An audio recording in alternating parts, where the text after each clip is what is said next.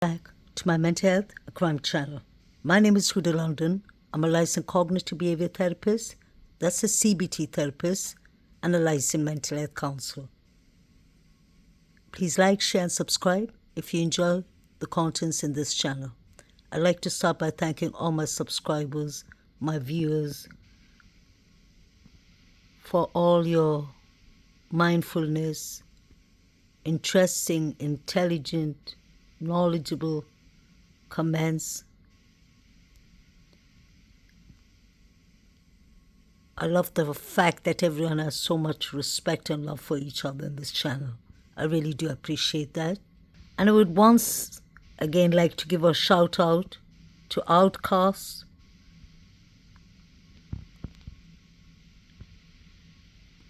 I had a good time in his channel, in his live stream yesterday. It's always so relaxing. He has the best mods.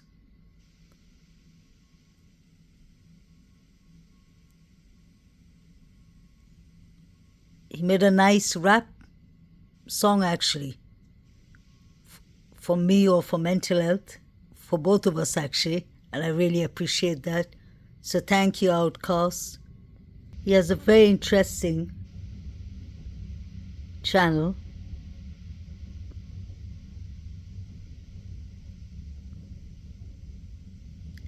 And he's working on the Idaho Moscow case too. Bianca is one of his mods and a very close friend to me. She's actually one of my first subscribers.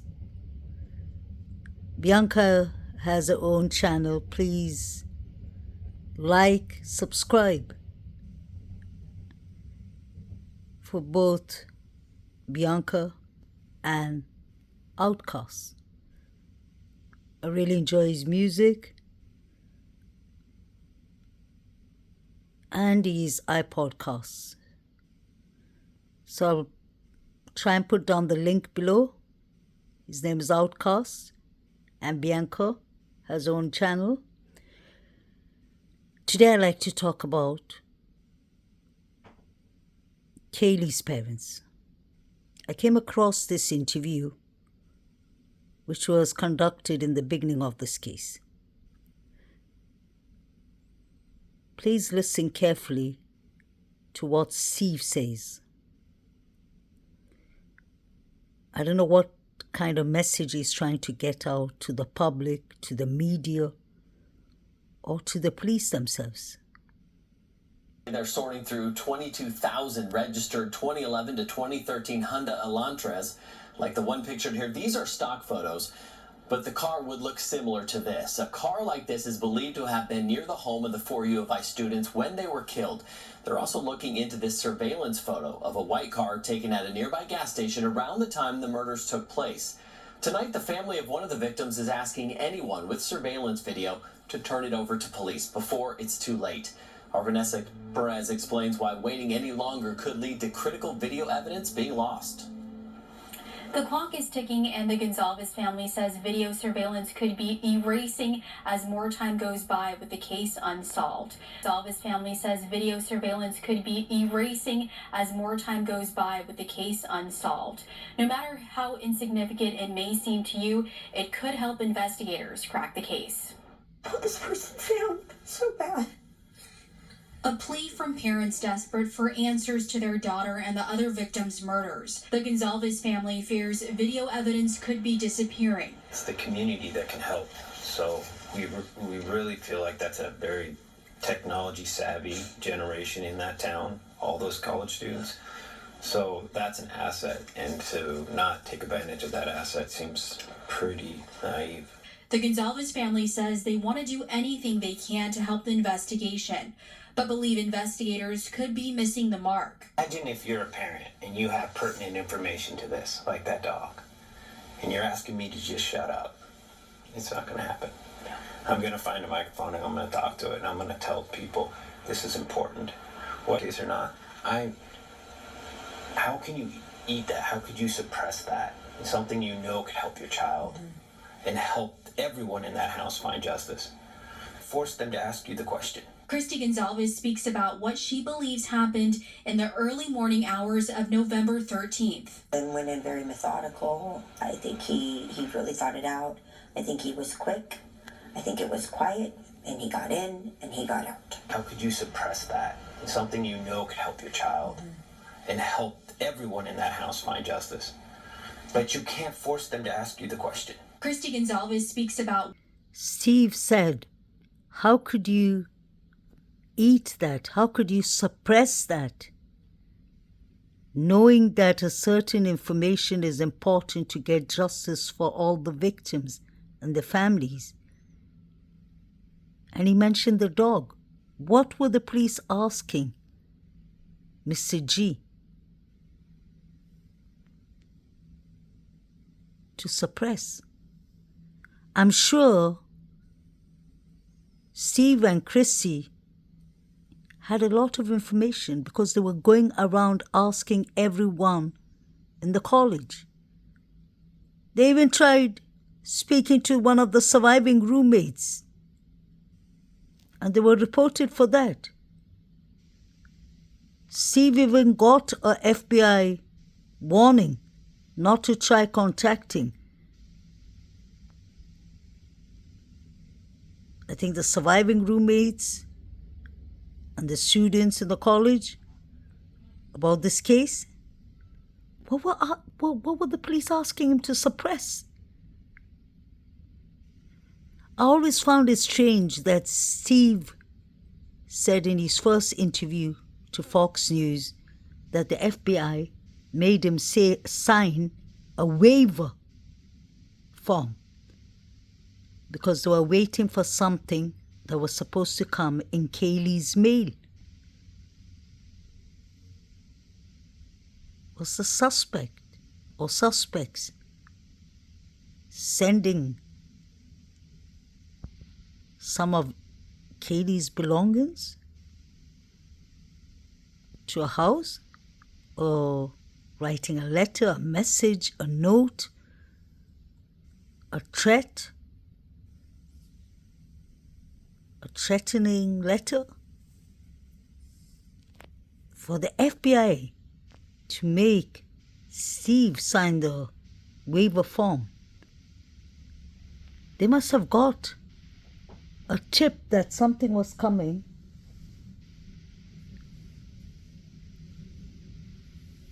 to Kaylee's family through the post.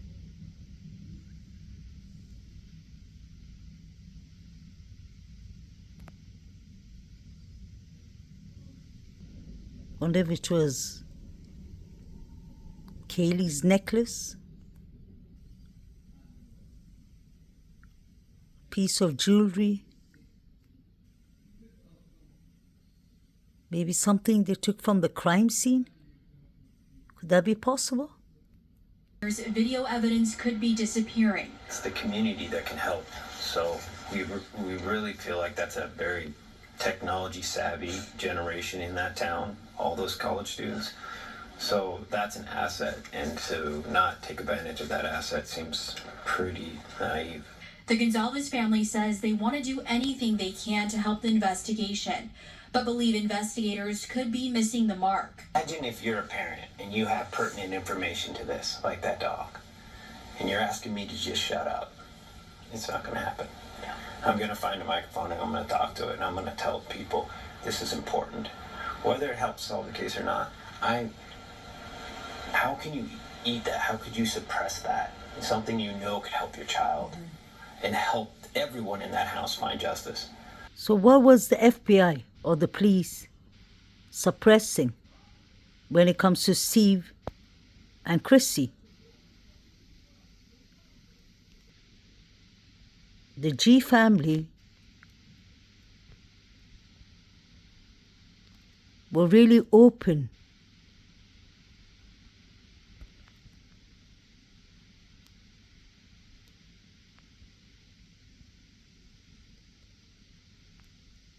to thoughts, theories. They had doubts in the beginning. They said many people were cleared out too soon. What changed?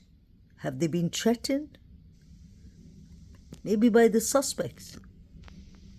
Or did the FBI warn them not to talk?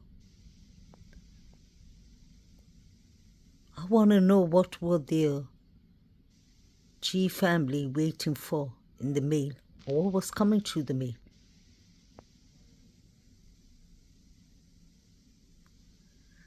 I think the best thing the G family has done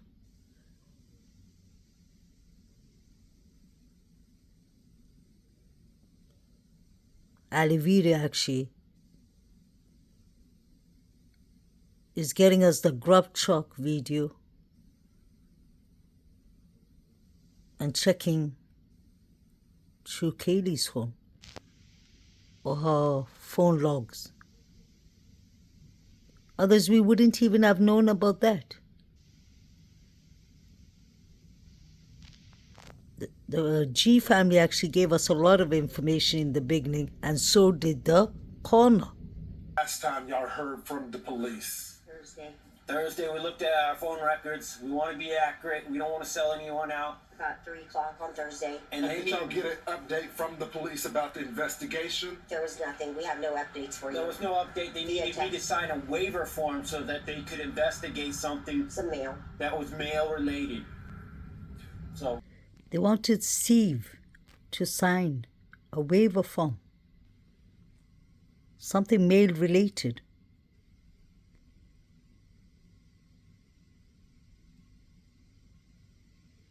Could the person or people who unlived these 4 victims have sent something by mail to the G family?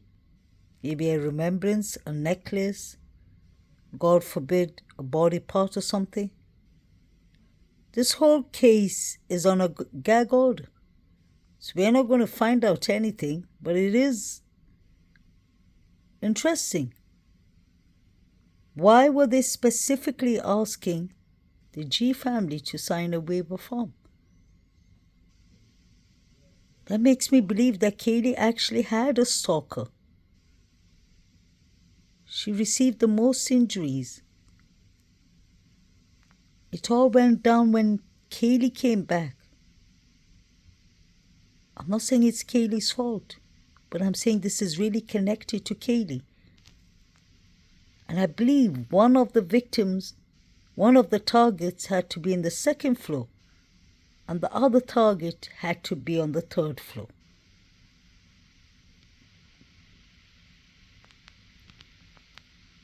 Because if both the targets were on the 3rd floor, they wouldn't have needed to go down to Kaylee, to Zana and Ethan's room.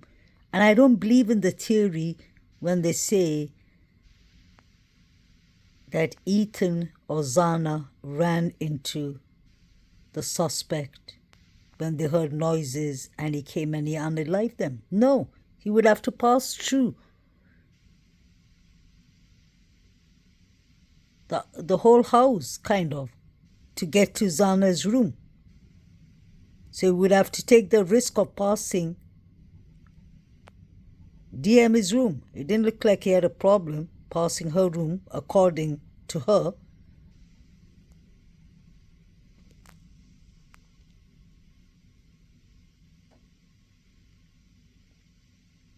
I don't think that the others were collateral damage. I believe there was one on the 3rd floor that was the main target and one on the 2nd floor that had to be the main target. And when I look at it in that manner, it reminds me of Jack Showalter. Showalter had 2 targets, Kaylee and Ethan. His motive was Ethan got him kicked out of his frat, Delta Tau Delt, and Kaylee got him kicked out of the corner club. I don't believe Showalter is the only suspect. I believe there are many people involved in this crime. I wonder why Showalter didn't order any food. Wasn't he hungry? He was too focused on Kaylee's phone.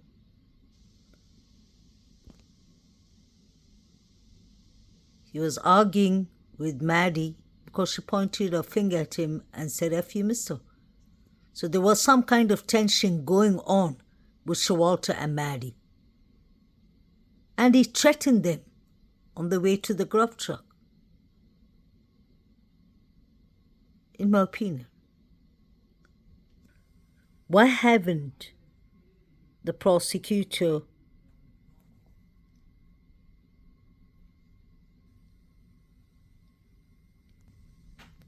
Why didn't the prosecutor actually put DM and BF in a witness protection program?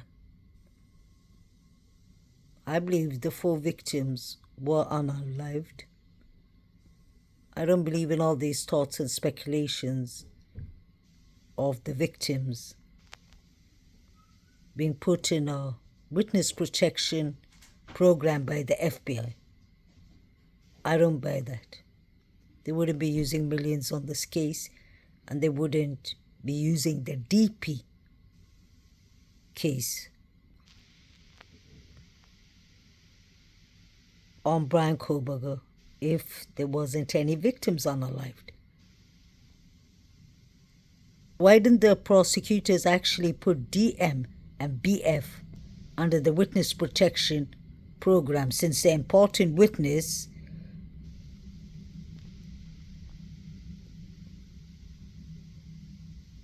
Is it because they feel safe?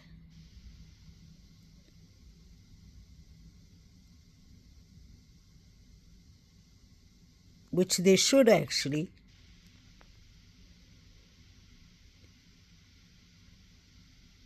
Or maybe they didn't put them in a witness protection program because they weren't witnesses. Let's not forget what Chief Fry said. The surviving roommates are not witnesses. They were just there. That's what he told the ABC reporter in the police conference. Where was DM and where was Quinn Kelly that night?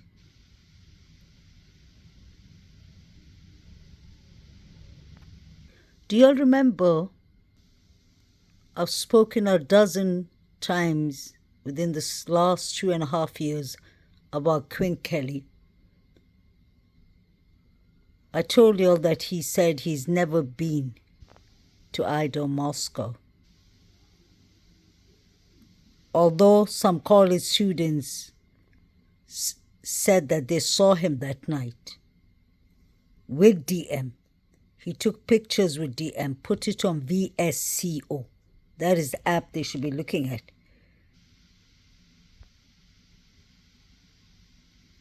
This young man said he's never been to Idaho, Moscow, and he sent a time stamp of a social media post. I think it was on Instagram or Snapchat or something, showing his location. It just said Boise, Idaho at a certain time. I never believed his fake explanation, and there's a reason to it. Quinn Kelly was seen in Idaho, Moscow between the 12th and 13th. He was there that night, allegedly. He was driving a beige car. Those were the rumors that were going around social media, Reddit, everything those times. Quinn Kelly, Jack D, Jack S, and the Davids were the first people's names who came out when these horrific crimes happened. The point I'm trying to get to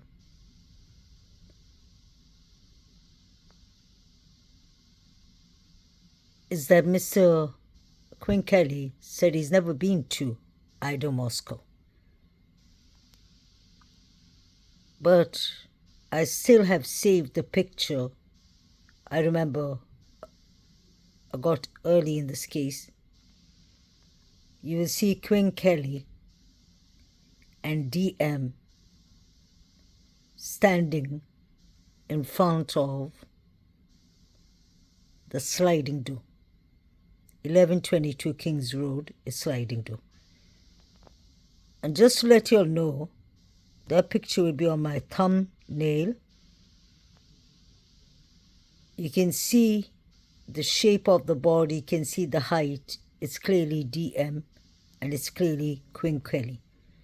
But I want you all to understand that I'm not sure what date that picture was taken. So it does look like a picture that was taken in summertime.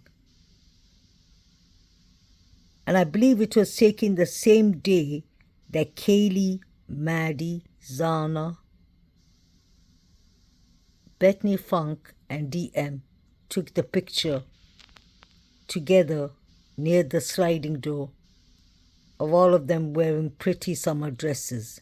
If you remember that picture, DM had on a blue dress.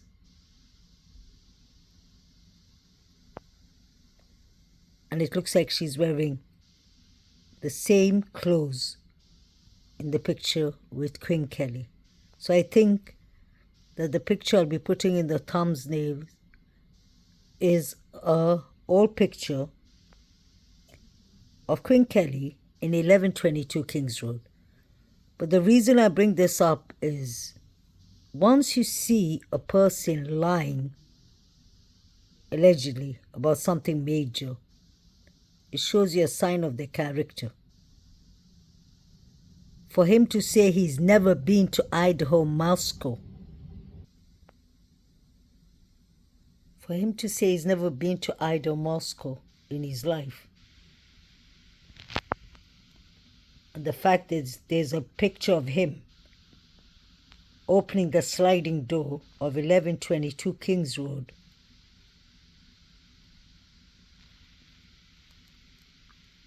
makes me distrust him. If he's lying about such a major thing, saying that he's never been to Idaho, Moscow, and whoops, pictures are found of him actually entering 1122 Kings Road, although it was a different time. What I'm trying to explain here is why would someone lie? Obviously to protect their own skin.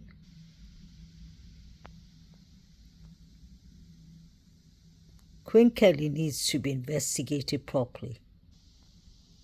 I always believe that the inside people in the house were definitely informing people outside about everything happening inside, unless they had cameras installed everywhere in the house without the girls knowing. Maybe the surviving roommates knew. I hope we get closer to the truth. This is the reason they demolished the house. You can imagine how much DNA would have been found inside and outside this house. People are actually partying outside the house.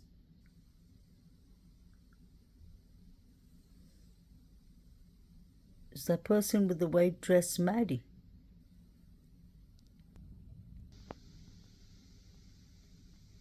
I can't believe that the neighbors said they didn't hear anything. They fell asleep. They were at the grub truck too. They left like 5 minutes before Kaylee and Maddie left.